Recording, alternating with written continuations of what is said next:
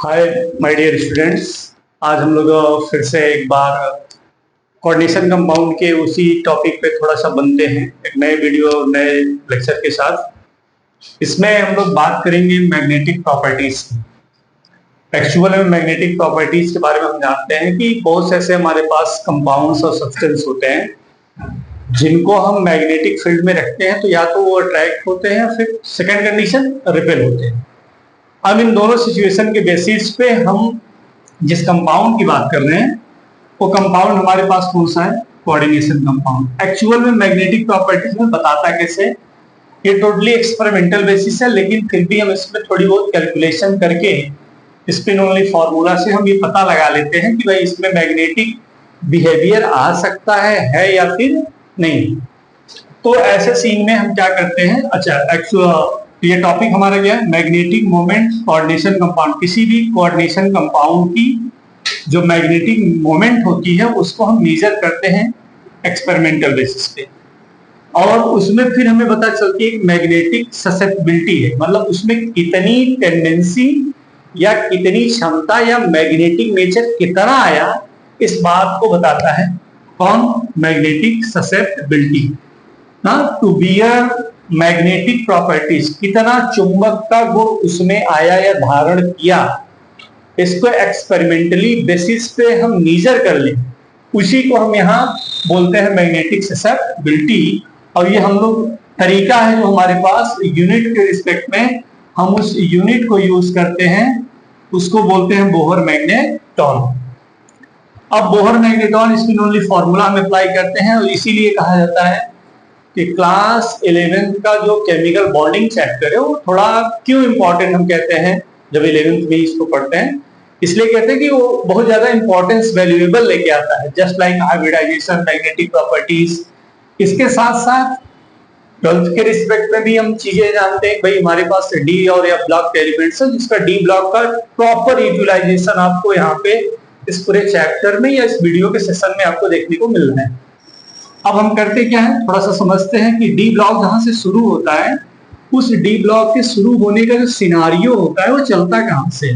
आपने देखा भी होगा कि कोऑर्डिनेशन कंपाउंड में सबसे ज्यादा अगर कोई एलिमेंट्स ट्रांजिशन यूज किया गया है तो डी ब्लॉक का ही यूज किया गया है, और उस डी ब्लॉक में हम 3D सीरीज को सबसे डोमिनेंसी के रिस्पेक्ट में यूज किए हैं, जो स्कैंडियम से लेके कहां तक? जिंक तक होता है, 21 to 30।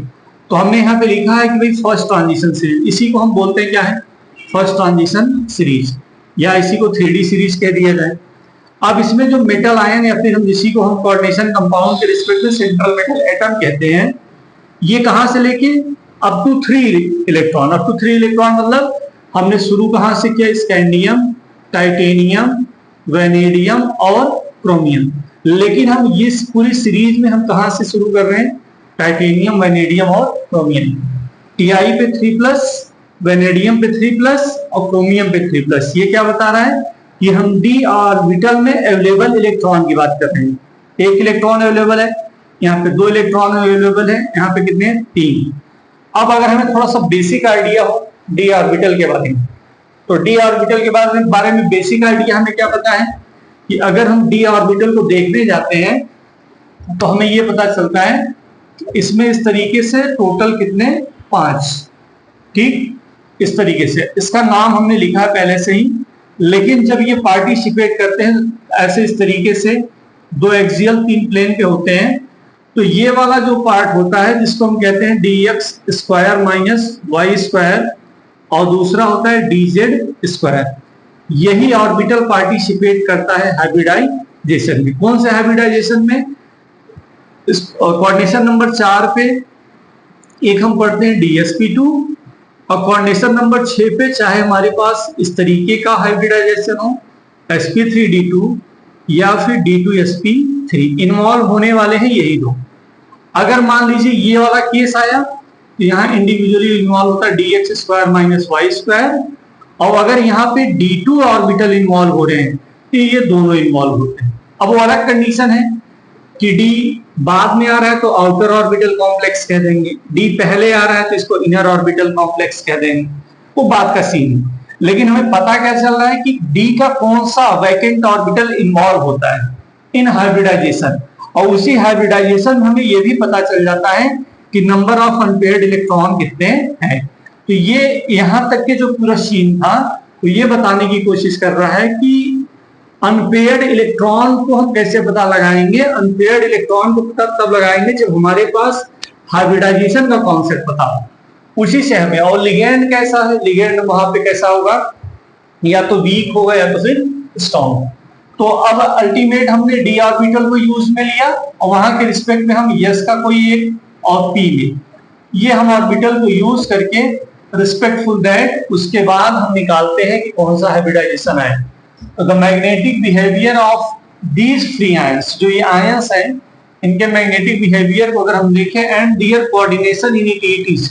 कोऑर्डिनेशन इनिक्विटीज किसको कहते हैं कि कोऑर्डिनेशन स्फीयर में हमारे पास जो सीएम में है और प्लस लिगेंड, इसी को हम बोलते हैं कोऑर्डिनेशन इनिक्विटीज। इज सिमिलर, अगर एक जैसे हैं तो फिर यहाँ पे कंडीशन क्या बनेगी, 3 इलेक्ट्रॉन से ज्यादा, मतलब हो सकते हैं 4 इलेक्ट्रॉन, 5 इलेक्ट्रॉन, 6 इलेक्ट्रॉन इस तरीके से हो, बट 3 इलेक्ट्रॉन से ज्यादा हो तो 3d orbital for octahedral hybridization is not directly consequence of Hund's rule.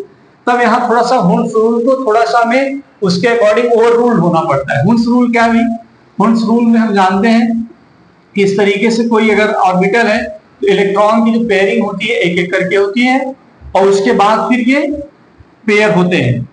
अब यहाँ पे हमें मिल जाए क्या, अगर D4 कॉन्फ़िगरेशन, तो D4 कॉन्फ़िगरेशन किसके साथ है, Cr क्रोमियम 2+, मैग्नीज 3+। D5 किसके साथ है, मैग्नीज 2+, Fe3+। D6 कॉन्फ़िगरेशन किसके साथ है, Fe2+, कोबाल्ट 3+।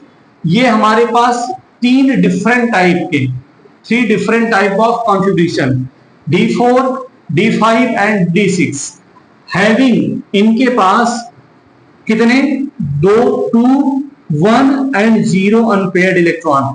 अब इसको कैसे निकालेंगे, जैसे अगर हमें सिंपली पता हो Cr का एटॉमिक नंबर 24 होता है, अब 24 का हम इलेक्ट्रॉनिक कॉन्फ़िगरेशन कर लें और उसके बाद Cr2+ लगा लें तो हमें कुछ आइडिया लग जाएगा कि यहाँ डी ऑर्बिटल में कितने अनपेयर्ड इलेक्ट्रॉन होंगे, ये आइडिया हमको लग जाएगा। ये बेसिक सी चीजें, इतना आपको पता होना चाहिए। अगर ये सब पता है तो इसके अकॉर्डिंग हमारे पास 2 तरीके के ऑर्बिटल बनते हैं। एक को मैंने कहा है इनर ऑर्बिटल कब कहते हैं, हमें पता है कि जब डी ऑर्बिटल पहले इन्वॉल्व हो जाता है। अब डी ऑर्बिटल पहले इन्वॉल्व हुआ तो इसको इनर कहेंगे। इसमें मैंने एग्जांपल लिखा हुआ है MnCn6, मैग्नीज MnCn6 और इस तरीके से 3-। अब इसका ऑक्सीडेशन नंबर निकालोगे तो आपको आ जाए क्या, 3, इसका ऑक्सीडेशन नंबर 3rd आएगा। और इस तरीके से इसका एक नॉर्मल इलेक्ट्रॉनिक कॉन्फ़िगरेशन जिसको हम क्या कहते हैं, GS ग्राउंड स्टेट में, उसके बाद फिर हम क्या कर लें एक्साइटेड स्टेट में। Cn अपने आप में क्या है, ठीक ठाक मजबूत लिगेंड है, स्ट्रॉन्ग लिगेंड है। उसके हिसाब से अगर हम उसके सेटअप को देखें तो हमें यह पता चलेगा कि यहाँ पे डी के कौन कौन से ऑर्बिटल इन्वॉल्व हुए, तो डी के यही ये दोनों इन्वॉल्व होंगे, एक यस का इन्वॉल्व होगा और उसी के रिस्पेक्ट में पी के 3 इन्वॉल्व होंगे। तो ओवरऑल हमें जो हाइब्रिडाइजेशन मिलेगा DsP2 मिलेगा, ये हाइब्रिडाइजेशन मिलेगा। लेकिन इन सब होने के बाद हम जब पता लगाएंगे तो इसका जो है अनपेयर्ड इलेक्ट्रॉन के जो नंबर मिलेंगे वो 4 मिलेंगे। मैंने थोड़ा सा पहले से ही लिख दिया है इसलिए जानकारी है। यहाँ 4 है, यहाँ पे 1 है और यहाँ पे 4। अब ध्यान देने वाली बात यह है कि हमें अनपेयर्ड इलेक्ट्रॉन मिल रहे हैं और हमारा कंडीशन यही है कि अगर हमें कहीं पे भी अनपेयर्ड इलेक्ट्रॉन दिख जाए तो नेचर में क्या हो जाएंगे, पैरामैग्नेटिक। अब इसी के सीक्वेंस में एक और हमारे पास एग्जांपल होता है CO ऑक्सिलेट का टेल्केनथाइस, यहाँ 3- लगा दें तो हमें ये पता चलता है कि भैया इसके पास कोई इलेक्ट्रॉन नहीं मिलता, ये टोटली पेयर्ड होता है। अगर पेयर्ड होता है इसको हम क्या बोलेंगे, डायामैग्नेटिक। क्यों डायामैग्नेटिक, इसके पास अनपेयर्ड इलेक्ट्रॉन का नंबर ही नहीं होगा तो स्पिन ओनली फॉर्मूला जब अप्लाई कराएंगे तो वहां स्पिन ओनली फॉर्मूले में म्यू की जो वैल्यू आएगी वो 0 आ जाएगी। ये तो कॉन्सेप्ट है किसका, इनर ऑर्बिटल का। सेम इसी तरीके से अगर ये बात समझ में आ जाती है तो फिर दूसरा वाला कॉन्सेप्ट थोड़ा सा और इजियर हो जाता है। आउटर ऑर्बिटल क्या, कि पहले इन्वॉल्व होने वाला ऑर्बिटल क्या है, s, फिर p3 और d2। अब इसका मतलब ये नहीं कि d2 पहले आ गया तो हम वहां पे dx square minus Y square और dz स्क्वायर यूज कर रहे हैं तो यहाँ कुछ और यूज करेंगे, ऐसा नहीं करते, वही दोनों यूज करेंगे। बस कंडीशन क्या है कि d बाद में इन्वॉल्व हो रहा है, तो बाद में इन्वॉल्व होगा तो कैसे बन सकता है, एक s का, p का हमने इसे 3 दिखा दिया और d का बनाए तो हम पांचों हैं, लेकिन इन्वॉल्व केवल ये दोनों हो रहे हैं। तो ऐसे हाइब्रिडाइजेशन अगर आ जाता है तो इसको हम बोलेंगे sp3d2, और चाहे दोनों इनर का केस हो या फिर आउटर का केस, दोनों के सेंस में आपका हेड्रल ही बनने वाला है, इसकी ज्योमेट्री अल्टीमेट आउटर हेड्रल ही बनने वाली है। अगर इसमें कुछ एग्जांपल देखें, जैसे हम मैग्नीज का एग्जांपल हम देखें तो मैग्नीज में हमारे पास 4 अनपेयर्ड इलेक्ट्रॉन, Fe(F6) में हमारे पास 5 इलेक्ट्रॉन, CuF6 में हमारे पास 4 इलेक्ट्रॉन। अब हमें नंबर ऑफ अनपेयर्ड इलेक्ट्रॉनों का नंबर कुछ मिल रहा है, 4 मिल रहा है, एक जगह 5 मिल रहा है, दूसरी जगह 6। अब 4 रहेगा तो फिर हम फॉर्मूला अप्लाई करके निकाल सकते हैं, अगर हमें थोड़ा सा पता चल फॉर्मूला हो, n+2। तो हम फॉर्मूले के रिस्पेक्ट में क्या रखेंगे, यहाँ 4 रखेंगे और यहाँ 4+2। अब फिर क्या आ जाएगा, 4 × 6, यहाँ आ जाएगा √24। अब √24 का कुछ ना कुछ वैल्यू होगा, वही वैल्यू जो मी होगी वो डज नॉट इक्वल टू के बराबर होगी। इसका मतलब अगर ये इक्वल टू 0 नहीं है तो कहीं न कहीं इसके अंदर नेचर आ गया कैसा, पैरामैग्नेटिक का। यही बताने की कोशिश करता है ये मैग्नेटिक प्रॉपर्टीज। Thank you.